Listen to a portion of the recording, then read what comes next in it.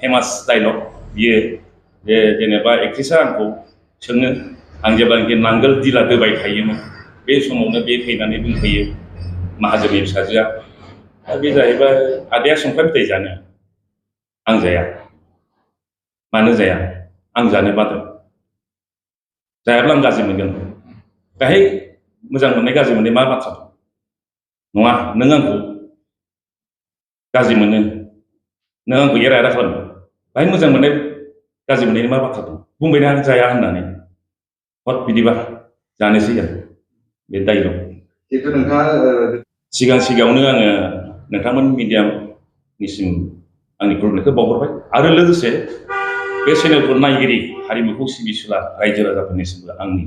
गोजोननाय आरो खुलुमनायखौ बावहरो बे बुब्लियाव आङो लाइभआव फैनायनि आसल जाहोनानो जाहैबाय दा गुबै थांखियानो जाहैबाय बयनिख्रुइ गोजामसिन एबा गिबिसिन दिहुनजानाय आलायारन सिनेमाया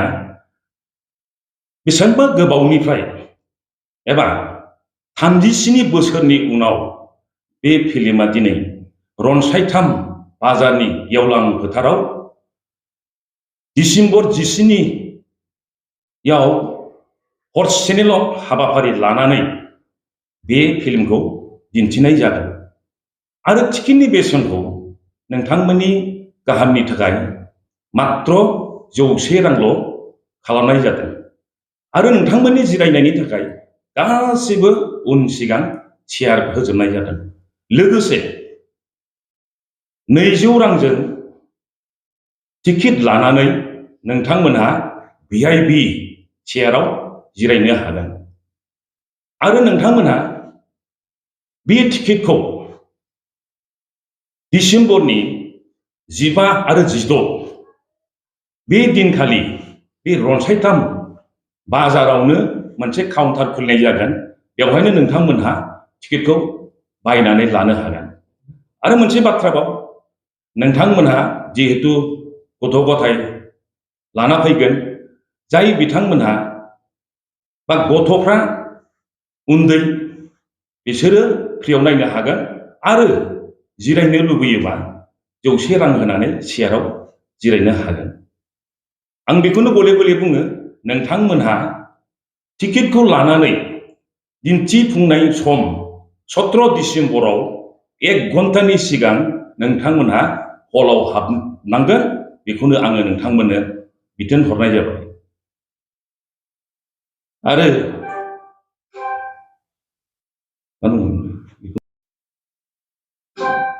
दासान्दि गोबां जायगायाव आलायारन सिनेमाखौ दिन्थिफुंनो गोबां जायगायाव बुकिं खालामो दा गोबाव समनि उनाव दिनै रायजो राजाफोरनि सिगाङाव फिन आरो आलायारन सिनेमा फैफिनबाय नोंथाङा बे सावथुननि सासे एक्टर हिसाबै नोंथाङा माबायदि दा गोसोखौ माबायदि गोजोननाय मोनदों नोंथांनि सोंनाया बहुत गाहाम जादों बे बाथ्राखौ सोंनायाव आं गोजोननाय मोनदों बे आलायारन सिनेमाया माने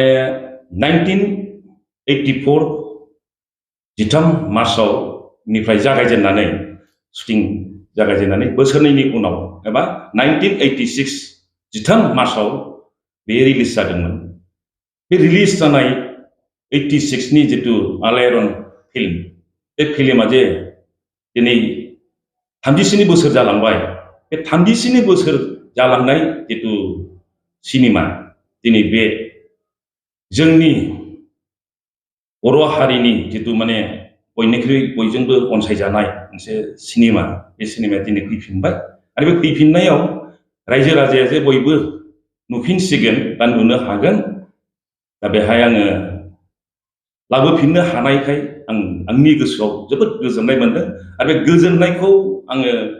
बुंस'नो हायै मोनदों जे आं जे बेसेबां गोजोनदों दा बे आरोखि ओरैनो गोबां मानसिफोरानो खोनायोल' नुवाखैमोन दा नैबे समाव दा समावहाय नुफिनसिगोन मा खालायगोन दा रायजो राजाफोरखौ नायनो थाखाय आङो एसेबां माने गोबावनि बा गोबाव बे मोनसे जायगायाव दङमोन आरो बेखौ लाबोफिननो हाबाय दा बेखौ जाय बिथांमोनहा गोदो नुवाखैमोन 36 बा 37 बा 37 बोसोर जाय बैसोनि मानसिफ्रा बेखौ नुफेराखैमोन दिनैहाय जे बेखौ नोंथांमोननि गेजेराव सफैनो हाफिनबाय बा सिगां जायफोरबो नुदोंमोन आं बिथांमोनखौ खावलायो जाहाथे बे बर'निनो साबसिन मोनसे गिबिसिन दिहुनजानाय मोनसे सिनेमा दा नंखायनो नोंथांमोनखौ आं खावलायो जाहाथे बयबो लैहोर लैहोर फैनानै नायफैनो हागोन आरो जाय बिथांमोनहा बे सिनेमाखौ नायनो थाखाय लुबैनानै दङ हास्थायनानै दं बिथांमोना गुबुन गुबुन जायगायाव लांनानैबो बे सिनेमाखौ नायनो हागोन आं खावलायो नोंथांमोनहा बयबो फै नायफै बेखौ बयबो दा बर' हारिनि जिथु बे गिबिसिन सिनेमा आरो बे सिनेमाया जाहैबाय जोंनि माब्रै थायो माब्रै जायो बर' हारिनि जिथु आखल आखु केरेक्टारिस्टिक्स बेखौ बेहाय दिन्थिनाय जादों बेनो आं खावलायो नोंथांमोना बेखौ नायनो दाबाव बयबो नायनो लैहोर लैहोर फै ओरैनो नोंनि बे नोंथांनि बे आलायारन सावथुनाव नोङो मोनसे फाव खालामनायनि मोनसे डायलगफोर दङ नामा? डायलगआथ' दङमोन दङ बेखौ बबे डायलगखौ होनो बेखौ जिखुनु मोनसे फिसा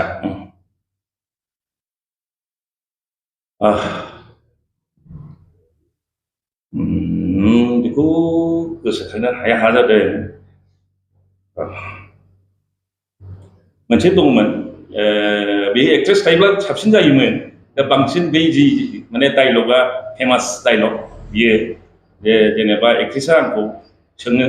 आं जेब्लानाखि नांगोल दिला दोबाय थायोमोन बे समावनो बे फैनानै बुंफैयो माहाजोननि फिसाजोआ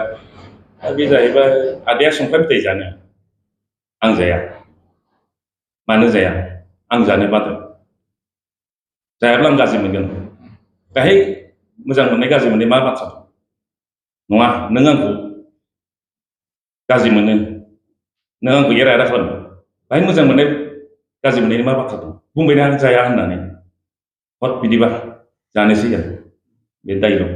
जिहेतु नोंथाङा गोदो समावहाय नोंथाङा एक्टर रल खालामो दायो नोंथाङा मा रल खालामनो बांसिन मोजां मोनो?